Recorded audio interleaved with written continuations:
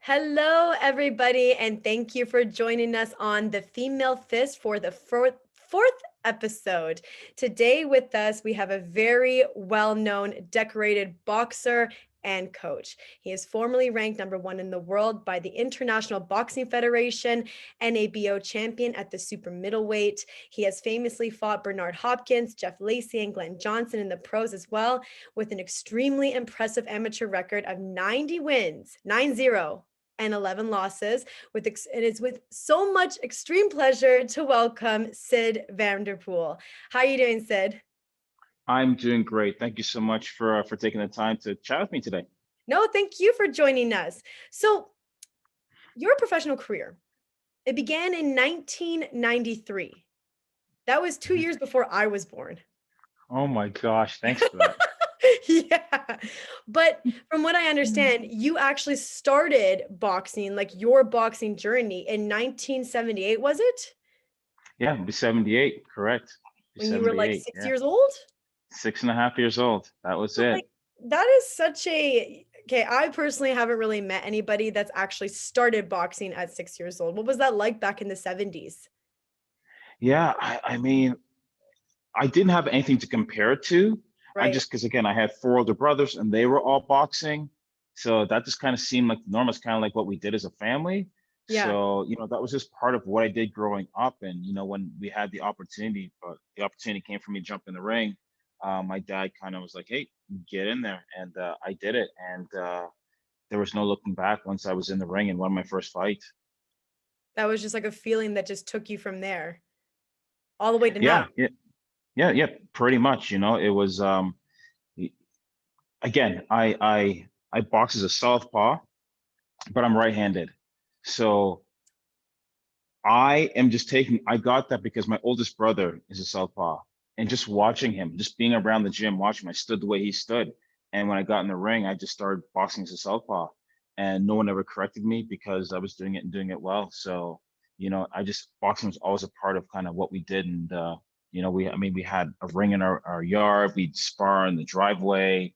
We had a gym, like weights in this is in the 70s and the 80s. We had all these things, and that's kind of just what was part of our lifestyle. That's so beautiful. Just growing up with that natural instinct and having that support, your whole family. I would hate to get into a fight of that car ride. The whole family, all your brothers and your dad. Never mind, thank you. Keep driving. I don't care if Yeah, you're driving 20 under the speed limit. Well, that's yeah, amazing. we were forced to reckon with, definitely. Right. So, I guess now, if we take out the pandemic for a second, like Hmm. 2021, as opposed to 1978, you've gone through a whole timeline of boxing, like completely different eras, all linked together. You've seen everything firsthand from the amateurs and the professionals. Like Yeah, that's it. boxing Take me on a is journey. I really, honestly, I've never really thought about it. But yeah, I do remember. I remember it's crazy. Like when I was a kid, we would go to Brantford and we would fight. And for some reason, I think we might have even got like $3 or $4 or something at the end of the fight. really We would fight with no headgear. We would fight 3 times in one day. Like that was what? just tournaments. Oh yeah, tournaments. You could fight multiple times in one day. In those days, Yeah. and that's why having 100 fights back then was just like whatever. Like It was like nothing, that's easy. that was nothing. That's kind of what we did. You know, these days, I don't know. When you go to a fight, do Mhm. you bring your boxing gear with you every single time? Yeah. Like whether you're fighting or not? Yeah, absolutely. Yeah, like that was just, and you'd bring your gear every time you went anywhere, and you would get fights, and that was just what happened. And Oh, I thought for a second you meant like as like if I'm going no, to a fight. So no, no, if I'm no, going to a tournament and I don't have a fight, I don't bring my stuff. no I get way. There dressed up was no nice. spec. Like, Heck no, there was no spectating. You went to a fight show to support your team, or whatever. You always brought your gear, and the, there were lots of times when like they didn't have enough fights or something fell through, and you would get in the ring and fight. That's just the way it happened. really? Oh, all the time, all the time. And that's so different from now because now there's so much preparation that goes into one fight. Like it's like a 6 to 8 week training just for that one tournament that you get. Like you even plan out once you're done the fight what you're gonna do in the next 24 hours leading up to the next fight if you have another fight. Everything is all Yeah. scheduled for everybody. You know, It's all back like then you were always ready.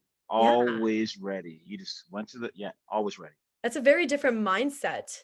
It So was like different. It was if you were different. gonna compare what you think the athletes are going through right now as boxers, like 2020 from Hmm. 1970s, what would you Hmm. say all those like the major transitions that you've seen personally? Yeah, and you kind of just hit on it right there as well. The preparation now is it's a lot more specific to an event, to a fight. Um, there are like I don't want to say boxing was more recreational then, but it was just it was kind of like it was I don't know, man, I don't want to say it was fun because it's still fun now, but it was just something you did. Like it wasn't like, okay, I'm preparing for this one match because this match is going to lead me here, here, here. It was just like, oh, I'm at a fight show and oh, there's a fight. Sure, I'll fight. But you were ready. You fought, but you were all so there was that It's more sort like of thing. It was just enjoyable almost. yeah, yeah, yeah, Yeah. yeah. It was like recreation. You Right, fought to win and to get better and to move forward, but it was just a recreation. right. That was just normal.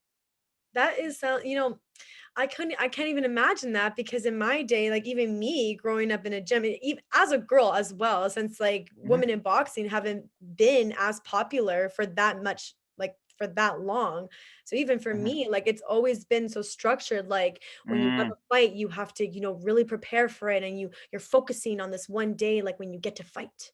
And it's a completely different mindset. You almost don't enjoy it as much because you're so focused on I have to perform like this. I have to make that win or else I don't get to go to this point. yeah, and I guess there wasn't so much emphasis put on winning and losing, maybe as well. Yeah. Like, because again, you could be at a show and coaches were always just hustling, just like, hey, you want to fight? Oh, you want? Let's do an exhibition. Okay, let's do an exhibition. Yeah, all right, good, get in there. Like it was just get in the ring. Like that's what you did. You got in the ring. If you went to a fight, it was like, hey, I might get in the ring tonight. That's the way it was. Sometimes I hear these stories even from my father because sometimes he'd say like, "Oh, you boxers nowadays, you guys don't know what it was like to really enjoy boxing back in my days. You show up, you just fight." He said to me that sometimes people would put bricks in their pockets just to fight up weight classes. Just to get in the weight class because you wanted to fight. Yeah. You just wanted to get in the ring. What a different like mindset completely. That's Oh, really I kind of wish that I was able to see that. and even after the fights, like I remember, just as a kid, after the fight, you would get a little ticket and you would get your hot dog and your pop, right? And so like like you fought, you got your ticket, you went, you got your hot dog and your pop, and that's just like that's why I went to Brantford. That's why I went there because it's like, hey man, after the fight, I'm getting my hot dog and my pop. Nowadays, oh my God, imagine seeing a fighter just go grab a pop after their fight and be like, "What are you doing?" I'm just trying to enjoy my win. Oh my God. Yeah, yeah, yeah, That's yeah. so funny. So I guess like the transition to going to pro as well, you would say, is very different. Like from when you turned pro in the 90s compared to how boxers are now, it's becoming like a trend for boxers and amateur to turn pro nowadays. What would you say are the major differences in those hemispheres from your perspective? Hmm. So the difference between boxing as an amateur and boxing as a pro, Yeah. and are you talking boxing as a high level amateur or just I would like say, I'm gonna go with high level amateurs. We've seen recently, for example, Amanda Galley went this past mhm, few years from yeah, Canadian champion in the amateurs to now she's going professional. And we see a couple of the Wilcox brothers, all national yeah, champions, and now they're turning yeah, pro. You know what I mean? yeah, yeah. So if you're a high level amateur, you've already understand the system and the structure of performance. Yeah. So it's a lot easier to make the transition into a professional camp, into a professional stable where they're going to demand the same of you, right? Right. But if you weren't a high level amateur, you may not understand the structure of high level performance, right? Which again, you got your strength training, you got your nutrition, you got your recovery, you got all these things. And so those are so important as a pro. And so really, I think the transition as a boxer then just becomes adapting to the different style because you're doing more rounds Right. and the pace is a little bit slower, a little more emphasis on power and show and entertainment, Right. all those things that your coach is going to need to kind of develop within you. But the foundation is there, right? The Right. foundation of discipline and structure should already be in place. So when you transitioned from the amateurs to the professionals, do you find that back then it was a little bit more different than how people transition this day and age? Like, do you find that because you yourself were a high level amateur as well, you had all Mhm. those foundations, you had all the preparations, but do you find that it's a little bit different now, the procedures in professional boxing as opposed to when you went into it?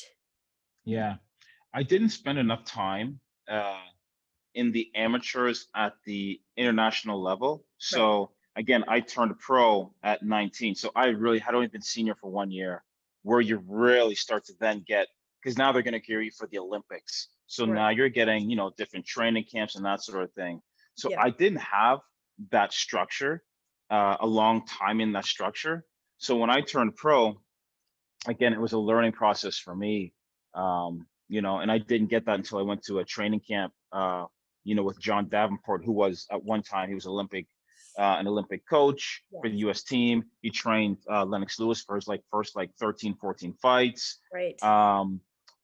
So when I got there, that's when I learned, hey buddy, you're just an amateur in the pros. How about coming over and being a real pro? And that's kind of when I learned Wow. about the system and the structure and the discipline, all those things that really make you a pro and not just an amateur fighting in the pros. Different. Very, Yeah. very different. So you would say that like nowadays people are a little bit more aware of that because of all the new opportunities. Like now it's a lot easier for amateurs to get that international experience. They have like all these international tournaments that like North America and Europe, they constantly have tournaments where they're inviting each other over for like big qualifiers and whatnot. Yeah. So I mean, that international experience is there, but just because you have the international experience doesn't mean you have the system to support it, Mhm. right? Like you can go to international fights, which is great, Mhm. but there's the whole preparation for it, Right. right? The whole, periodization of training, that Right. whole system of understanding. How do you get yourself to be able to peak on that one day? You Yeah. got one day. This is what's amazing about boxing, right?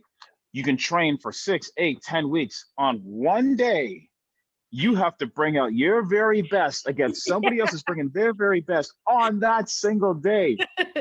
Do or Who die. signs up for that? Who signs up for that, right? In football, they got up, I'll play again, I'll play again. Like in boxing, no, like it's one day, bring your best Yep. on that day. Like it's You have to crazy, give it people. 100 in that moment. No, I totally You get know, it's it. Everybody always says, like, you have to be a little crazy just to go in the ring for those kinds of rushes, but that intensity, it's the process, in my personal, like, opinion, it's the process leading up to that that's so rewarding. Regardless of the hmm outcome, it's what you do in preparation to those kinds of events and how you deliver yourself. Because the outcome sometimes isn't your decision. Sometimes it's hmm just what you bring to the table. Absolutely. That's the only thing you really have control over, right? Is your preparation. You could get a bad judge. You could be sick. Like there's so many things that you have no control over, but what you do have control over is your preparation. So, Right. and that's why you always want to make sure that your preparation, you know, is you're doing all you can and you're learning from it. Because sometimes one preparation may not be the best, or preparation is it's building blocks, right? The Yeah. preparation that um, the end result is not seen in 6 weeks. It Mhm. took many training camps built on top of many training camps to get you to that point. And Yeah. so don't think, oh yeah, it's just a 6 week. That's why I'm no, it was the No. 5 other 6 week training camps hit, right? Absolutely, 100%. I think that sometimes when people are first starting boxing, they think that's what it is. Oh, well, fighters are only taking 6 to 8 weeks to get prepared for this big fight. They don't see the journey that's being built on this because it's fighting. Like, it's not something Yeah, that you go in and play. You go in there and somebody is aiming to, like, their ultimate goal is to knock you out. yeah, absolutely. And Yeah, both yeah. participants are going in with that mindset. So it's a very dangerous Hmm. game. You don't play that. You have to really, really build for those moments. Yeah, no, for sure. So There's now that it's like, that book of work that you need to put in. absolutely. Sorry, I didn't mean to cut you off. No, no, that's okay. Good. So now, like in the 70s, because we've Hmm. seen women going into the Olympics in Hmm. 2012. That's Yeah. a very late start for women. Hmm. Considering all of our progress that we've made throughout all the sports venues. So people are so surprised when I say that the woman made their first appearance in the Olympics in 2012. It's crazy. It's Yeah, crazy.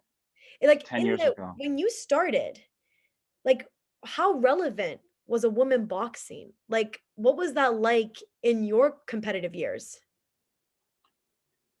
How relevant. Yeah. Really Wow, though. that's oh man, I gotta use a different word than relevant. Relevant just seems so I can't say it was Right? irrelevant, but there was like my brother Keith started training female fighters to compete, around the time, yeah, like 96, 98. And you'll hear I was listening to Mandy speak, and she talked about Donna Mancuso. Well, my brother Keith trained Donna Mancuso. Oh, really? So that was and I used to spar with Donna Mancuso.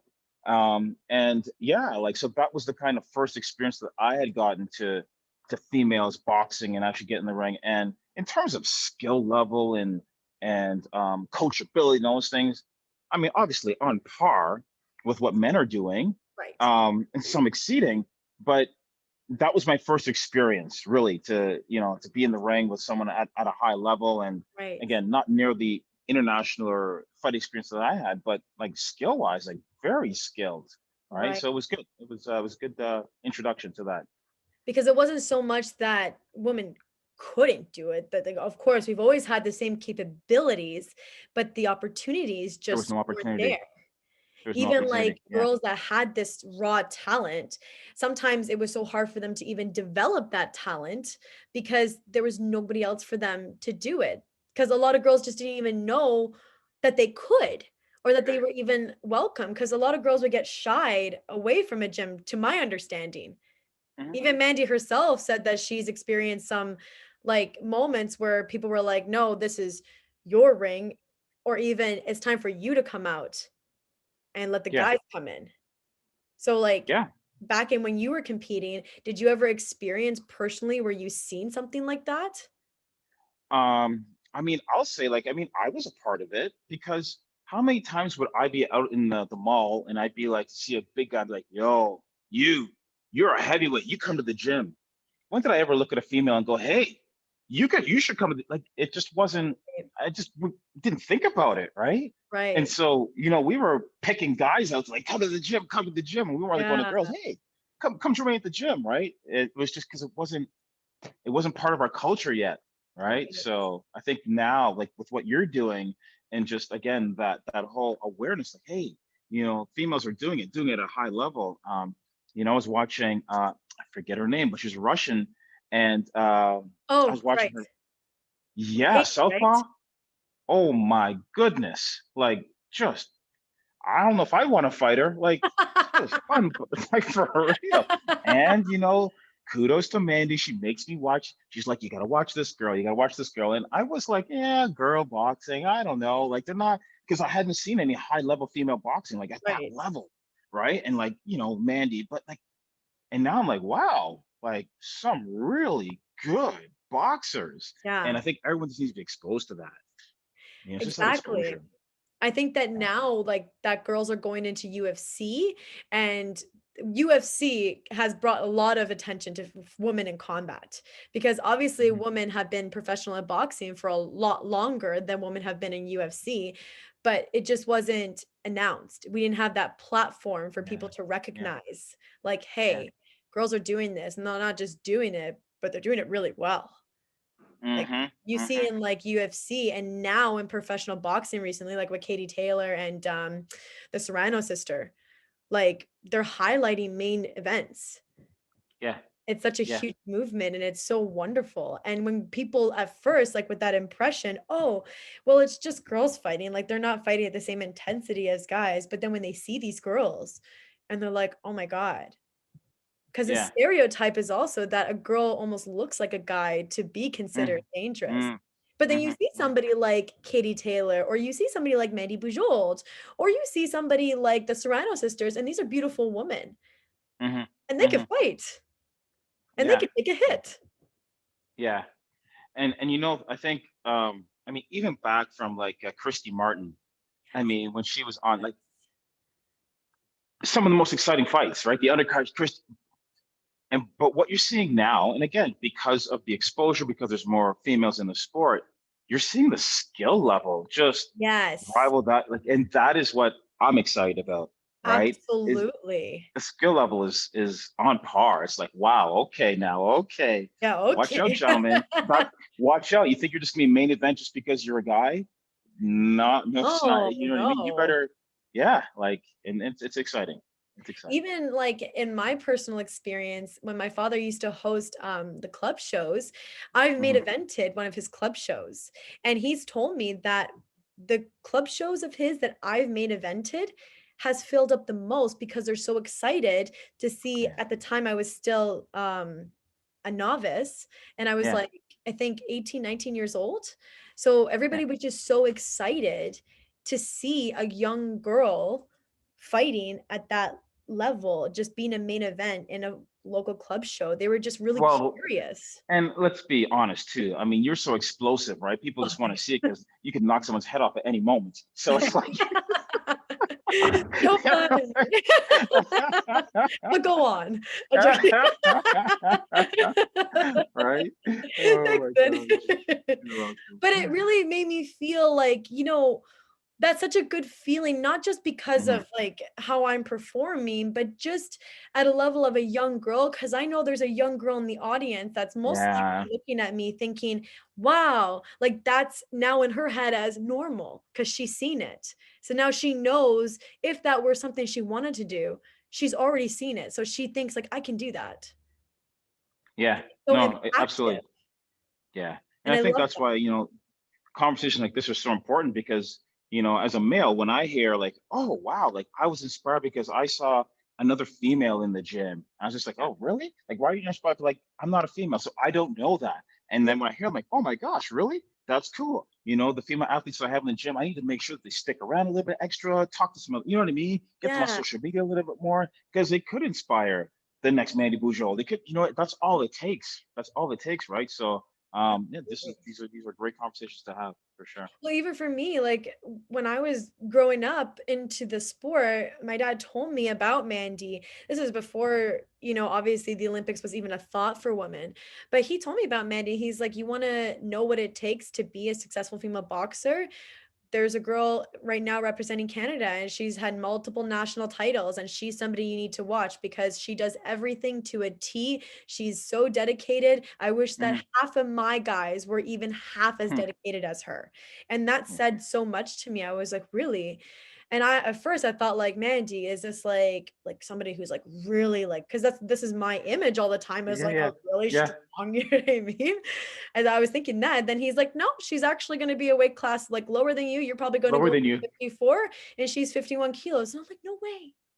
And then I saw her and I'm like, wow, and she's beautiful. And Hmm. she's so Hmm. humble. And Yeah, that was so like, wow. That was a perfect example for me in that moment. Like, okay, so yeah, I guess women are doing this and they're doing it well. yeah, yeah. No, so And true. I Great want to be example. that for somebody whenever they look at me too. That's like one of Hmm. my motives. And I'm sure you are. I'm sure you are. Thank you. But as a coach, Mhm. With these incredible credentials and amazing insights from firsthand experiences in both amateur and professionals, as I mentioned, you've built this beautiful legacy from the sport. From like 1978 all the way to 2021, now you have your own facility, you have your own programs, you have professional fighters, you have Olympic fighters, you have successful national championships. You've had this wonderful legacy of yours. And for boxing, a lot of athletes turn to you and a lot of athletes confide in you and ask you for your advice. So, when did you start noticing more females asking you about this?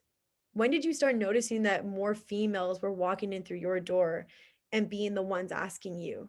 What was that like for Two you? weeks ago.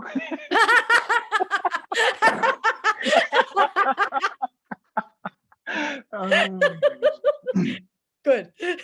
no, you know what? It's been a slow transition and progression. Because I mean, you may know some of the females that I started in boxing.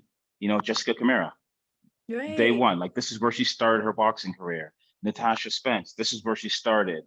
Um, so I've always had an ability to help develop fighters, and some of them are female and some of them are male.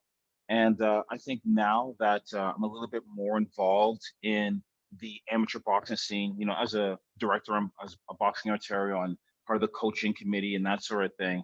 I think now that I'm out there a little bit more, just more athletes are recognizing I have a voice, and so they'll be able to see me a little bit more. And some connect, and some don't. And those that connect with me, we have conversations, and that leads to other things. And I'm always happy to share my experiences. That's why I had them. I didn't have those experiences so I could, write a book or anything like that. I had the experiences. They're not just for me; they're to share. And the more I share my experiences, it honors my coaches, right? Because a lot of what I have in me is what they put inside of me. And so I honored my coaches like Arnie Beam and Adrian to the rescue, and Everton McEwen. I honor them by sharing my knowledge. And so that is required of me as a coach, and that's what I teach my coaches as well. And that's awesome. That's awesome. And Yeah. I think that that's a perfect way to kind of put that into perspective. Everything that you've learned and everything that you've experienced, bringing forth to whoever is now your student, that's not just you in that moment, but that's everything that you've built throughout the years coming into that moment. And I think Yeah. that's like really important for people to realize and understand that many of our coaches have had, you specifically, have had these great experiences. You're not just speaking from a point of like, I'm here for this. You're speaking Yeah. from Yeah. a place right here because Yeah. this is important to you. And that's quality over quantity. Hmm. That's Yeah. very important, And I think. when people want to give me credit and say, "Oh, Sid's a great coach," well, you better add about another 10 names to that, because it's not me. Like there's so many other people that invested in me, in my development, in my coaching, that part of my knowledge comes from them. And the only thing that I get to do is I get to add my little, um, the way that I say it, the way that I deliver it. But it's not new information. I didn't develop it and design it and make something new. I just took what they gave me and I package it a little bit different, and I systematize it a little bit different. But I'm not that bold and that arrogant to say, well, this is me. This is Syd Vanderpool was a great coach. Well, not really. Like, this is a good thief. I'm just a good thief. All my coaches I give Or them a good honor and student. homage. This is true. And that is true. I mean, I always listened. I always wanted to learn. I absorbed. I was really great at listening and asking questions. And I didn't know why, but now I do. Right. It's so I can share. So I can share that knowledge and experience with others. There's a saying that I heard that's making me think of you right now. I think it went, your purpose is to find your gift. Your Mm, meaning is to give that gift. I I like think that. Yeah. I think that was Yeah. Paulo Coelho. Don't nobody quote me on that. Okay, well, we'll have to look it Don't up. know that. But I think that it was Paulo Coelho. That's good. That's And good. that's what makes me think of you is specifically that saying. And I think that that's great because there's a lot of people that you're going to meet, that you're going to interact with, that you have already, not you're going to, Hmm. that you have already, me, myself included, Hmm. that are going to Yeah. take those gifts and it's going to make more foundations and building blocks to greater experiences for them. And I think that's amazing along Yeah. with It's many that's it. female boxers as well that I know that you have on the rise right now, which is awesome. Yeah. Yeah. No, it's true. And again, if I can help encourage and develop, my athletes to understand the importance of, sowing into other people's lives and helping develop, like it's that ripple effect. So that's always a part of, and again, that's how I grew up in boxing. Um, the history of Waterloo Regional Boxing Academy, again, where I developed under Arnie Beam. I mean, we had the Johnson brothers, we had, Lennox Lewis, my Yeah. my brothers, Art Binkowski, another Olympian, like all these great fighters. And we had this, they used to call us the warehouse, because we'd all, after we won national championships, we'd go to Adrian. Adrian Yeah. was the benefactor of a lot of great coaching in Kitchener. Yes. But what we did was we understood that when we learned something, we go to Adrian, we learned something. Guess what we did? We come back and we teach it to the other kids in the gym. That's what we did. Like, that's why we had such a long legacy of great boxing in Kitchener, is because what we learned, we shared amongst ourselves. It was open knowledge. Like Chris Johnson, that guy, man, like he showed me so much. He was always trying to teach me, this, that, the other. As he was learning it, he was teaching it to me, Right. and I did the same for other people. And that was the tradition and the legacy. And that's what I've always tried to kind of continue on with SidFit. I really like that because when you learn something, you embed it even deeper when you teach it to somebody else. And then if you pass on, like, for example, if you teach somebody to teach that to younger people, then they learn it better. And I understand what you're saying by that's how you create that legacy.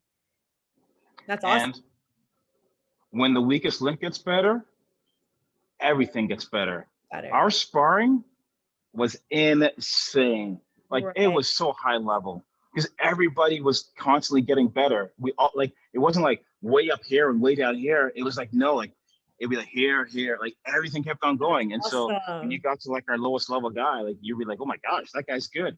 It's like, yeah, because Right. we continue to raise the bar. And I love that. Like the one thing that I always didn't like agree with was when people would have to kind of bring themselves to here or to here just to Yeah. accommodate. It's like it's but I Hmm. always personally love to be around people that were had so much more experience than me because then I knew that they would force me to really bring out the best I had in me. And then just practicing those kinds of skills, practicing that kind of mindset. Like even when I sparred with Mandy in so many different occasions, it's like it tells me like that's where that bar is. That's where that is. And that's where I need to get. And I push Yeah. myself and Yeah. push myself just to reach that bar. That's so Yeah. important. No, absolutely. And something that we need to do as coaches, right? Like you said, like why should an athlete have to reach down, like go down to another level to just, be able to get good sparring? Like why doesn't that athlete kind of reach down, help drag the next person up? And, Exactly. I've seen that with Mandy time and time again. She'll do some sparring with somebody and, she'll break a person down. And after she's done sparring, she'll go over and spend 10, 15 minutes teaching that young girl how to get better. She wasn't like, all Right. right, I'm here, you're there. Ha ha ha, sucker. I was just like, I'm here. Let me try and help you to get a little bit higher yourself. And Yes. that's the culture. Because just like what you said, when you make somebody better, the quality gets better. And then as you keep bringing them up, then all of a sudden you're like, okay, now I have to step it up a little bit in this area. And that's how Yeah, you get better too. It is really a teamwork at the end of it the day. is. As much as it's an individual sport, it's really a team sport at the end of the day. Absolutely. You're getting it. This is it. This is Ding. Is there a goal, in your opinion, that hasn't been achieved yet in women's boxing that you would like to see in women's boxing? like women's boxing in general or women's boxing in Canada? I'll say Canada. An Olympic You gold know medal. what? I'm gonna say general, but I think Canada Okay. is a perfect place to start because I think we both know what we're talking about. Yeah, yeah, Yeah. yeah. Yeah, in Canada, I mean, Olympic gold medal, would be nice, and hopefully, again, coming soon, this summer, we will be able to accomplish that. We've got Tamara. I don't know Tamara's last name, but phenomenal fighter, and she's got a great chance to, to podium.